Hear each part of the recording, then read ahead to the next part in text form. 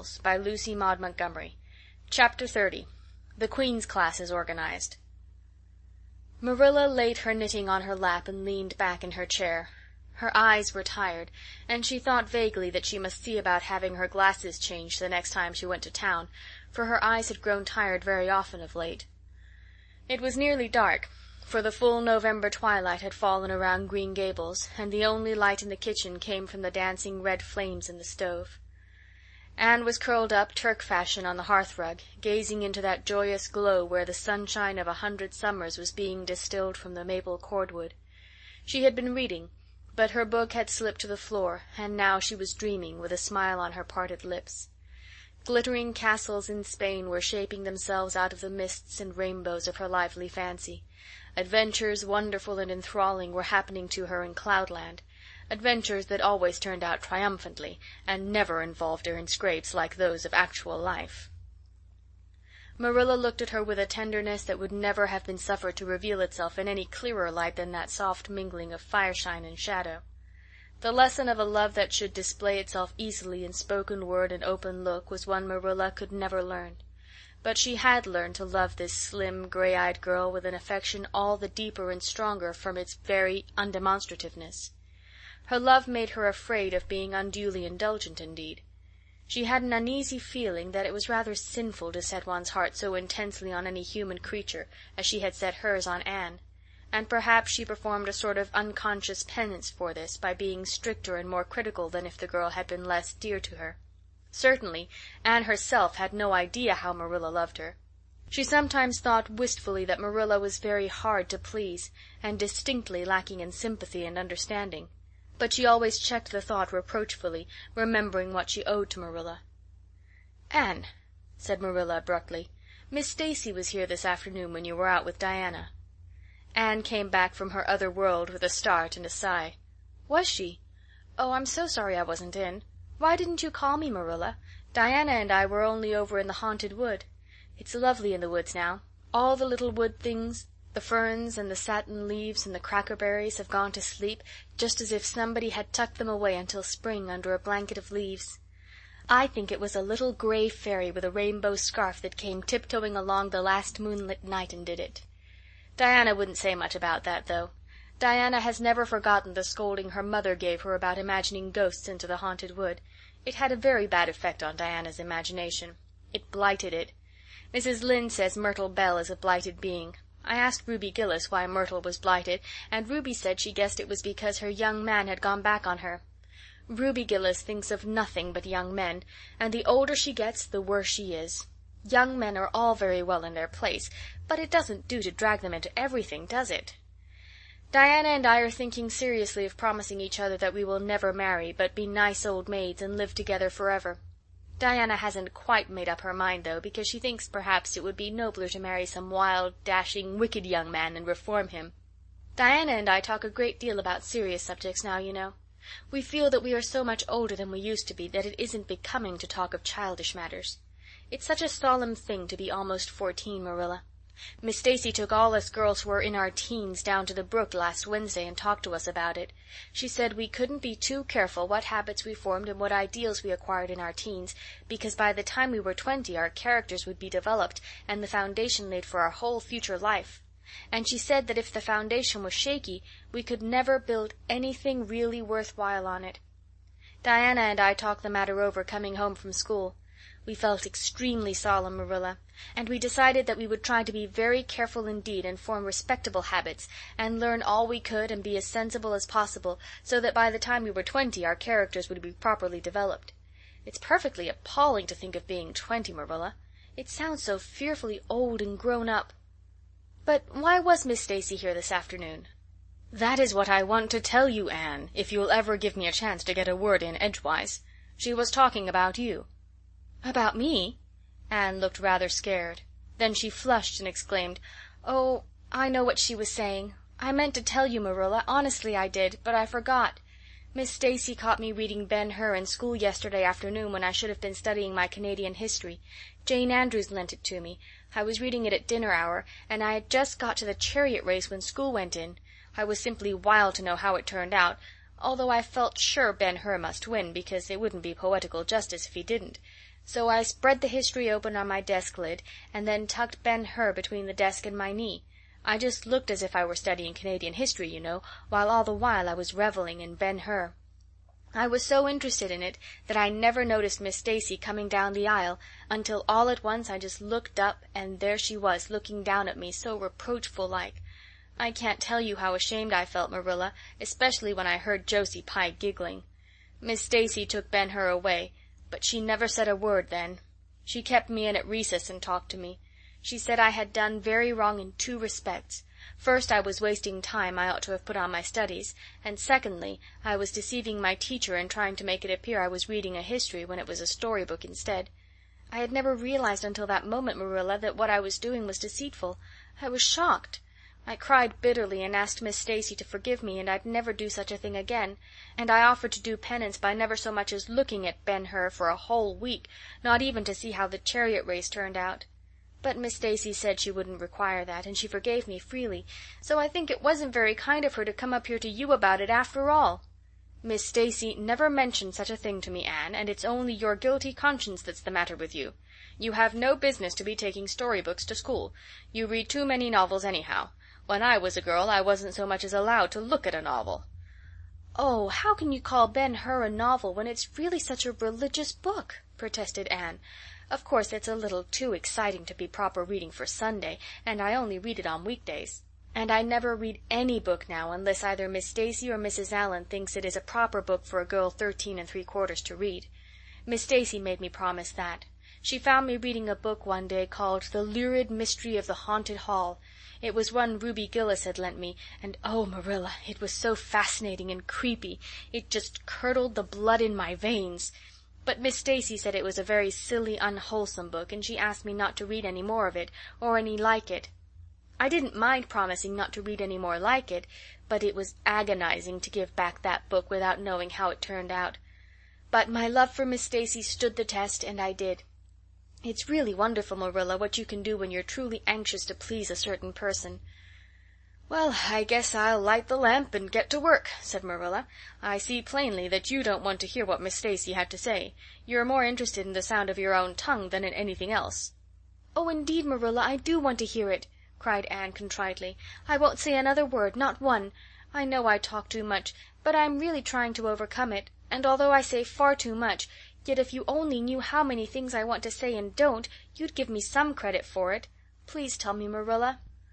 Well, Miss Stacy wants to organize a class among her advanced students who mean to study for the entrance examination into Queen's. She intends to give them extra lessons for an hour after school, and she came to ask Matthew and me if we would like to have you join it. What do you think about it yourself, Anne? Would you like to go to Queen's and pass for a teacher? Oh, Marilla. Anne straightened to her knees and clasped her hands. It's been the dream of my life. That is, for the last 6 months, ever since Ruby and Jane began to talk of studying for the entrance. But I didn't say anything about it because I supposed it would be perfectly useless. I'd love to be a teacher, but won't it be dreadfully expensive?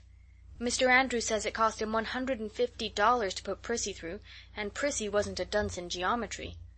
I guess you needn't worry about that part of it.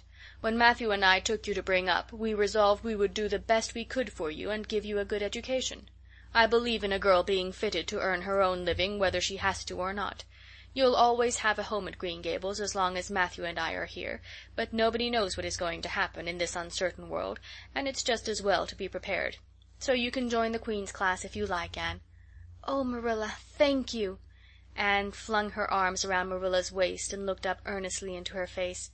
I am extremely grateful to you and Matthew, and I'll study as hard as I can and do my very best to be a credit to you.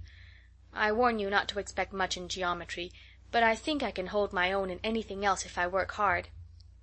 I dare say you'll get along well enough. Miss Stacy says you are bright and diligent. Not for worlds would Marilla have told Anne just what Miss Stacy had said about her. That would have been to pamper vanity.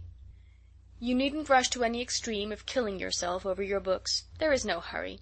You won't be ready to try the entrance for a year and a half yet. But it's well to begin in time and be thoroughly grounded, Miss Stacy says. I shall take more interest than ever in my studies now, said Anne blissfully, because I have a purpose in life. Mr. Allan says everybody should have a purpose in life and pursue it faithfully. only he says we must first make sure that it is a worthy purpose. I would call it a worthy purpose to want to be a teacher like Miss Stacy, wouldn't you, Marilla? I think it's a very noble profession." The Queen's class was organized in due time. Gilbert Blythe, Anne Shirley, Ruby Gillis, Jane Andrews, Josie Pye, Charlie Sloane, and Moody Spurgeon McPherson joined it. Diana Barry did not, as her parents did not intend to send her to Queen's. This seemed nothing short of a calamity to Anne. Never since the night on which Minnie May had had the croup had she and Diana been separated in anything. On the evening when the Queen's class first remained in school for the extra lessons and Anne saw Diana go slowly out with the others to walk home alone through the birch path and violet vale, it was all the former could do to keep her seat and refrain from rushing impulsively after her chum. A lump came into her throat, and she hastily retired behind the pages of her uplifted Latin grammar to hide the tears in her eyes. Not for worlds would Anne have had Gilbert Blythe or Josie Pye see those tears. "But oh, Marilla, I really felt that I had tasted the bitterness of death, as Mr. Allan said in his sermon last Sunday, when I saw Diana go out alone," she said mournfully that night. "I thought how splendid it would have been if Diana had only been going to study for the entrance too. But we can't have things perfect in this imperfect world, as Mrs. Lynde says. Mrs. Lynde isn't exactly a comforting person sometimes, but there's no doubt she says a great many very true things. And I think the Queen's class is going to be extremely interesting. Jane and Ruby are just going to study to be teachers. That is the height of their ambition. Ruby says she will only teach for 2 years after she gets through, and then she intends to be married. Jane says she will devote her whole life to teaching, and never, never marry, because you are paid a salary for teaching, but a husband won't pay you anything, and growls if you ask for a share in the egg and butter money. I expect Jane speaks from mournful experience, for Mrs. Lynde says that her father is a perfect old crank, and meaner than second skimmings. Josie Pye says she is just going to college for education's sake, because she won't have to earn her own living. She says, of course, it is different with orphans who are living on charity. They have to hustle. Moody Spurgeon is going to be a minister. Mrs. Lynde says he couldn't be anything else with a name like that to live up to. I hope it isn't wicked of me, Marilla, but really the thought of Moody Spurgeon being a minister makes me laugh. He's such a funny-looking boy with that big fat face and his little blue eyes and his ears sticking out like flaps. But perhaps he will be more intellectual-looking when he grows up. Charlie Sloane says he's going to go into politics and be a member of Parliament, but Mrs. Lynde says he'll never succeed at that, because the Sloanes are all honest people, and it's only rascals that get on in politics nowadays. "What is Gilbert Blythe going to be?" queried Marilla, seeing that Anne was opening her Caesar. "I don't happen to know what Gilbert Blythe's ambition in life is, if he has any," said Anne scornfully. There was open rivalry between Gilbert and Anne now. Previously the rivalry had been rather one-sided, but there was no longer any doubt that Gilbert was as determined to be first in class as Anne was. He was a foeman worthy of her steel. The other members of the class tacitly acknowledged their superiority, and never dreamed of trying to compete with them. Since the day by the pond when she had refused to listen to his plea for forgiveness, Gilbert, save for the aforesaid determined rivalry, had evinced no recognition whatever of the existence of Anne Shirley. He talked and jested with the other girls, exchanged books and puzzles with them, discussed lessons and plans, sometimes walked home with one or the other of them from prayer meeting or debating club. But Anne Shirley he simply ignored. And Anne found out that it is not pleasant to be ignored. It was in vain that she told herself with a toss of her head that she did not care. Deep down in her wayward, feminine little heart she knew that she did care, and that if she had that chance of the Lake of Shining Waters again, she would answer very differently. All at once, as it seemed, and to her secret dismay, she found that the old resentment she had cherished against him was gone just when she most needed its sustaining power. It was in vain that she recalled every incident and emotion of that memorable occasion, and tried to feel the old satisfying anger. That day by the pond had witnessed its last spasmodic flicker. Anne realized that she had forgiven and forgotten without knowing it. But it was too late. And at least neither Gilbert nor anybody else, not even Diana, should ever suspect how sorry she was, and how much she wished she hadn't been so proud and horrid. She determined to shroud her feelings in deepest oblivion, and it may be stated here and now that she did it so successfully that Gilbert, who possibly was not quite so indifferent as he seemed, could not console himself with any belief that Anne felt his retaliatory scorn. The only poor comfort he had was that she snubbed Charlie Sloane, unmercifully, continually, and undeservedly. Otherwise the winter passed away in a round of pleasant duties and studies.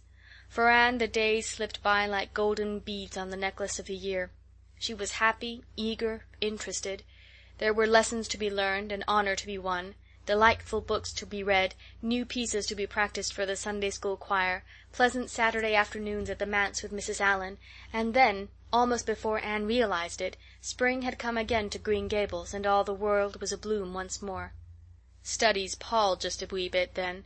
The Queen's class, left behind in school while the others scattered to green lanes and leafy woodcuts and meadow byways, looked wistfully out of the windows and discovered that Latin verbs and French exercises had somehow lost the tang and zest they had possessed in the crisp winter months. Even Anne and Gilbert lagged and grew indifferent. Teacher and taught were alike glad when the term was ended, and the glad vacation days stretched rosily before them.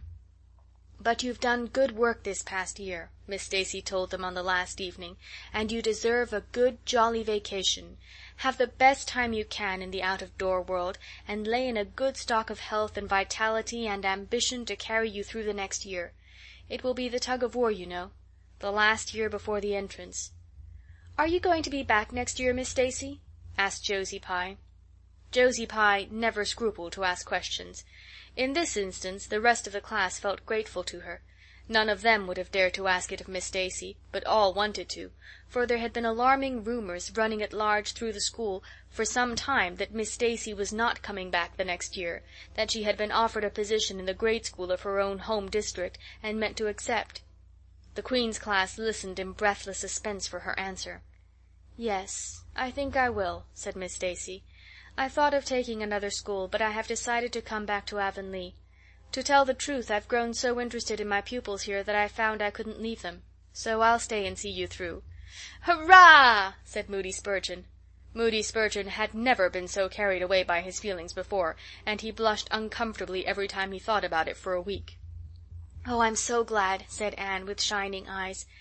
"Dear Miss Stacy, it would be perfectly dreadful if you didn't come back.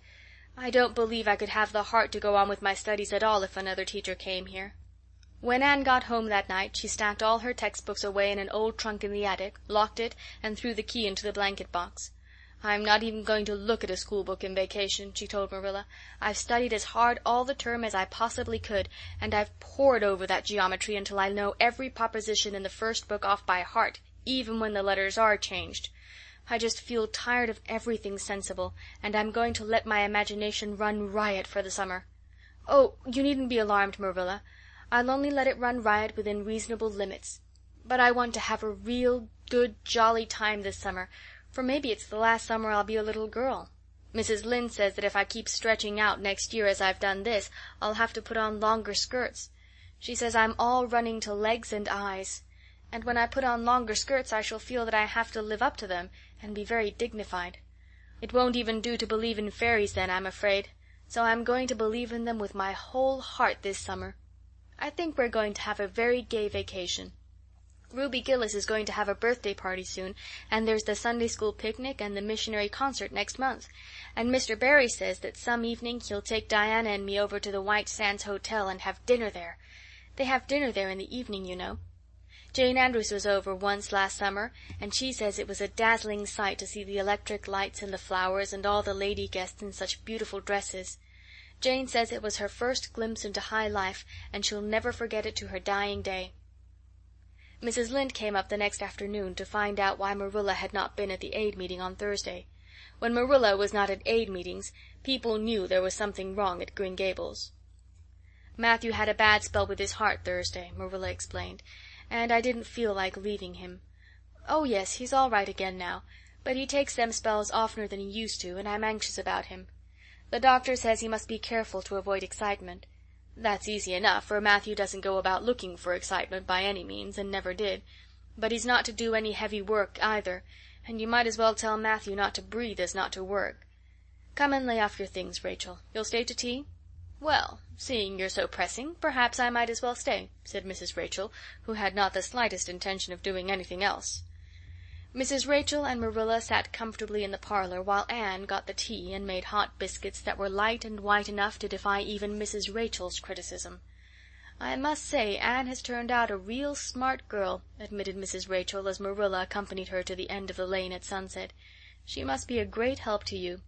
"She is," said Marilla, "and she's real steady and reliable now. I used to be afraid she'd never get over her feather-brained ways, but she has, and I wouldn't be afraid to trust her in anything now." "I never would have thought she'd have turned out so well that first day I was here 3 years ago," said Mrs. Rachel.